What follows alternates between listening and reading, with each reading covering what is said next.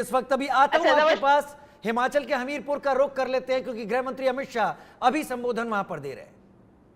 Atom bomb, अरे देवभूमि में वीर भूमि में कहकर जाता हूं राहुल बाबा, हम भाजपा वाले हैं, एटम बम से नहीं डरते हैं, नहीं। मैं आज मां चिंतपूर्णी की भूमि पर डंके की चोट पर कहकर जाता हूं, पाक ऑक्यूपाई कश्मीर भारत का है, रहेगा और हम उसको लेकर रहेंगे, लेकर। क्या डराते हो राहुल बाबा? हम भारतीय जनता पार्टी के कार्यकर्ता नहीं डरते। आप संसद में भी डराते थे कि धारा 370 जाएगी तो कश्मीर में खून की नदियां बह जाएगी। राहुल बाबा, 5 साल हो गए, खून की नदियां छोड़ो, किसी की कंकड़ चलाने की हिम्मत नहीं है। कंकड़ ये नरेंद्र मोदी सरकार है, ये भारतीय जनता पार्टी की सरकार है। मोदी जी ने इस देश में से आतंकवाद को समाप्त करने का काम किया है। राहुल बाबा, आपकी पार्टी की सरकार थी, आए दिन 10 साल तक आलिया मालिया जमालिया पाकिस्तान से आते थे, बम धमाके करते थे और चले जाते थे। तुष्टीकरण की राजनीति के कारण अब कुछ नहीं करते। मोदी जी के समय में भी हुआ, उरी और पुलवामा में हुआ।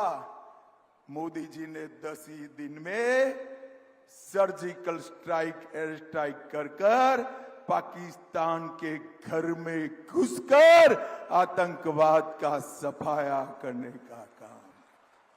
तब से लेकर ये आतंकवादी धमाका करना बंद करे। भाइयों बहनों, मोदी जी ने इस देश को। गृह मंत्री अमित शाह जो हमीरपुर में संबोधित कर रहे थे चुनावी सभा को, क्योंकि अब 6ठे चरण के लिए तो आज मतदान है, अंतिम चरण बचा है 7वां चरण, जिसके लिए लगातार बड़े चेहरों के जरिए चुनाव प्रचार हो रहा है।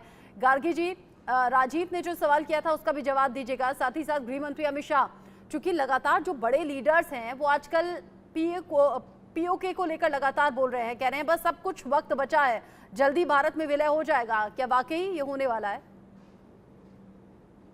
नमस्कार।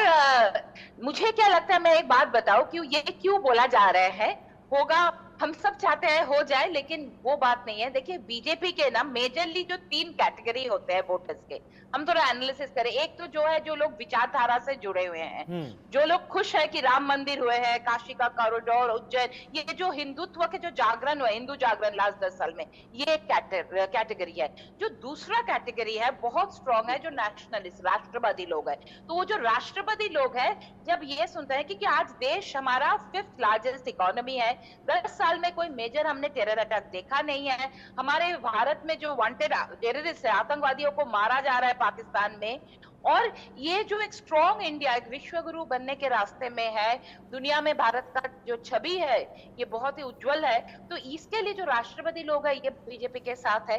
तीसरा है लाभार्थी लोग, जिनको घर मिला है, टॉयलेट मिला है, उज्ज्वला गैस मिला है, आयुष्मान भारत मिला है, ये 3 लोग है।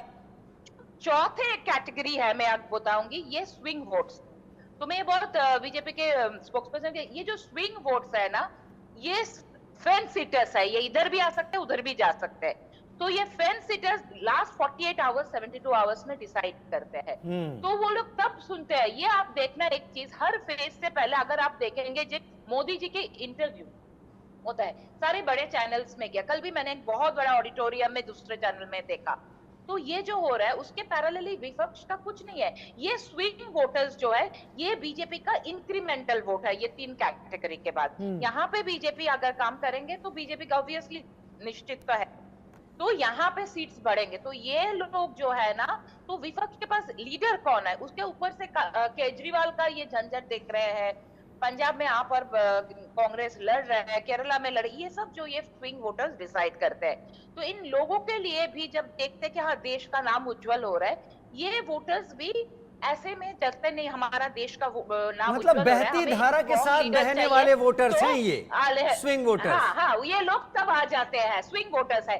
बाकी 3 लोग तो है बीजेपी के साथ। तो ये लोग जो है ना, जब अमित शाह जी ऐसे बात करते हैं, जो मोदी जी बोलते हैं कैसे उन्होंने ब्यूरोक्रेट से काम करवाया, कल मैं सुन रही थी जब वो चीफ मिनिस्टर बने थे, जब वो प्राइम मिनिस्टर बने थे, कैसे जो सिस्टम अलग था उन ब्यूरोक्रेट से तो जब मैं अवधेश जी को चर्चा में ले आऊंगा, आपने बहुत अच्छा पॉइंट उठाया है। अवधेश जी, क्या स्विंग वोटर्स आपकी भी नजर में हैं, और क्या स्विंग वोटर्स जैसा कोई पहलू आपको परेशान करता है या आपको प्रसन्न करता है?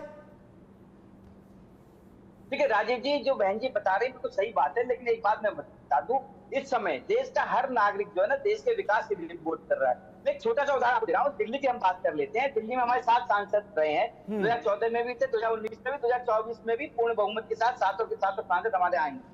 मैं बताऊं आपको, दिल्ली में सरकार है, जब जब उन्होंने चुनाव में वादे किए, एक वादा उन्होंने दिल्ली में पूरा नहीं किया। सबसे पहले उनका वादा था कि दिल्ली को हम प्रदूषण मुक्त करेंगे, ठीक है। लेकिन कभी कोई उस पर कोई कार्रवाई नहीं की गई दिल्ली सरकार द्वारा। यदि कोई कार्रवाई की गई तो मोदी सरकार द्वारा की गई, प्रदूषण से मुक्त करने के लिए। देखिए, दिल्ली से मोदी सरकार ने दिल्ली को फैम योजना के माध्यम से इलेक्ट्रिक बसें दी ताकि पॉल्यूशन कम हो सके। तो दिल्ली के चारों तरफ आप देख रहे हैं टेरिटोरियल हाईवे जो जुड़े हुए हैं, तो वो सब किसने बनाए? मोदी सरकार द्वारा बनाए गए, ताकि जो बड़ा वाहन है वो दिल्ली में ना घुस सके। दूसरी बात, दिल्ली में यदि हम बात करें, दिल्ली सरकार ने कहा था, आम आदमी पार्टी की सरकार ने, कि भाई ऐसा है दिल्ली में हम 500 स्कूल बनाएंगे, नहीं, लेकिन एक नया स्कूल नहीं बनाया। पुराने जो स्कूल है उनका रिनोवेशन करके, उनका निर्माण दोबारा करा। अच्छा, ये बताइए, बीजेपी ने जो भी वादे किए थे सब पूरे कर लिए क्या? जी बिल्कुल, मैं बता रहा हूँ। आम लोग तो इंतजार करते रह गए, 15 लाख अकाउंट में आएंगे, नहीं आए। कांग्रेस भी सवाल पूछती है, विपक्षी पार्टियां पूछती हैं कि भाई आपके वादे कहाँ गए? 15 लाख किसी के अकाउंट में नहीं आए। देखिए, मैं भाई बता रहा हूँ, दिल्ली सरकार ने एक स्कूल का निर्माण नहीं किया, बल्कि मोदी सरकार ने 4 नए केंद्रीय विद्यालय दिल्ली को दी। ठीक है, तीसरी बात मैं बताऊँ आपको, देखिए जो आज तय कर देगी ना दिल्ली की जनता, दिल्ली की जनता आज तय कर देगी कि उसे किस पर भरोसा है और किस पर भरोसा नहीं है। विजय जी, ये जो स्विंग वोटर्स की यहाँ पर बात हो रही है, जिक्र हो रहा है, मैं आपसे इसलिए पूछना चाहती हूँ वोटर्स को लेकर, क्या कांग्रेस के कुछ फिक्स वोटर्स हैं जो इधर से उधर नहीं होते? कांग्रेस किसी फिक्स वोटर पे कभी डिपेंड नहीं है। कांग्रेस के सारे 140 करोड़ लोग अरे वोटर्स पर डिपेंड नहीं होंगे तो किस पर डिपेंड होंगे? मैं कह रहा हूँ कोई फिक्स वाला नहीं है, सब हमारे हैं, सब हमारे हैं। अविदेश, मैं तुम्हारे बीच में नहीं बोला, अविदेश चुप रहो, अविदेश चुप रहो।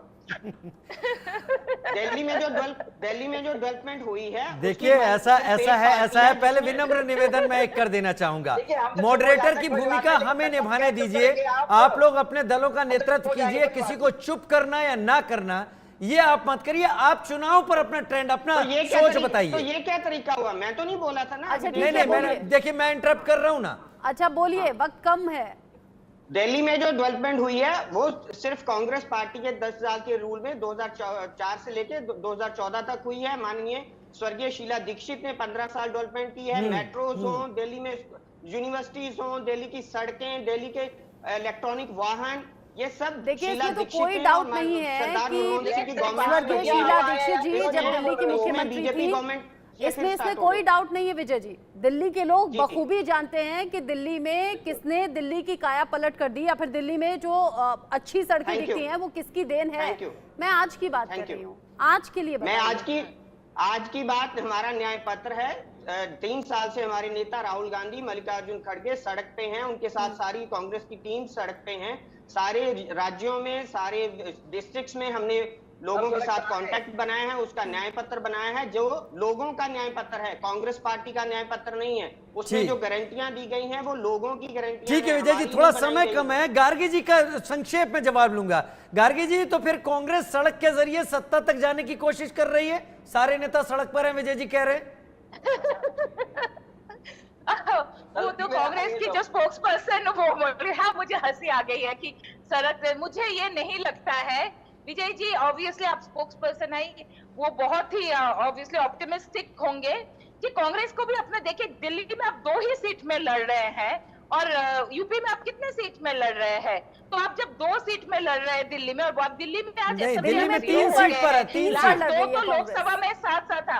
तो ये जो असेंबली में 0, लोकसभा में भी आपको कभी कुछ नहीं मिला 2014 और 19 में।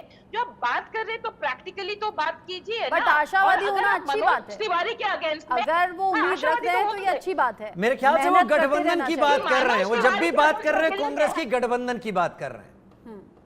जी, दिल्ली में आप देखिए, दिल्ली में मनोज तिवारी के अगेंस्ट में इन्होंने कन्हैया ठीक है। कुमार को दिया। ठीक है, मान लेते हैं वो पूर्वांचल देख के दिया, वहां पे पूर्वांचल के लोग हैं। लेकिन आप जहाँ पे शीला दीक्षित हार गए थे, तो आप कन्हैया कुमार को, जिनका जो एक इमेज है, ये जो ये ब्रेक होता इंडिया, रहेगा, हाँ, ये भारत होता में रहेगा। उनको क्यों आज देगा? कोई जीतेगा, हाँ, कल कोई ये और क्यों जीतेगा। दिया? आज हम जीते हैं, कल हम लेकिन हार जाएंगे। ये हार जीत चलती रहती है और अपनी अपनी जीत का दावा भी हर पार्टी करती है। और सबसे अप्रिशिएबल ये है कि कोशिश करते रहना चाहिए, लोगों के बीच जाते रहना चाहिए। अच्छे नेता वही होते हैं। बहुत शुक्रिया, बहुत शुक्रिया गार्गी जी, बहुत शुक्रिया अवधेश जी, बहुत शुक्रिया विजय हंस जी हमारे साथ में जुड़ने के लिए। 8 राज्यों की 58 सीटों पर सुबह 7 बजे से मतदान जारी है और जो अभी तक का वोटिंग परसेंटेज है वो पश्चिम बंगाल से सबसे अच्छा आया है। तो अगर आपके भी इलाके में वोटिंग हो रही है तो तुरंत घरों से निकलिए, अपने मत का इस्तेमाल कीजिए। ठीक है, एक छोटे से ब्रेक का रुख कर रहे हैं और इसके बाद हम भी जल्द से जल्द कोशिश करेंगे कि हम भी अपना वोट कास्ट करें। आप भी निकलिएगा।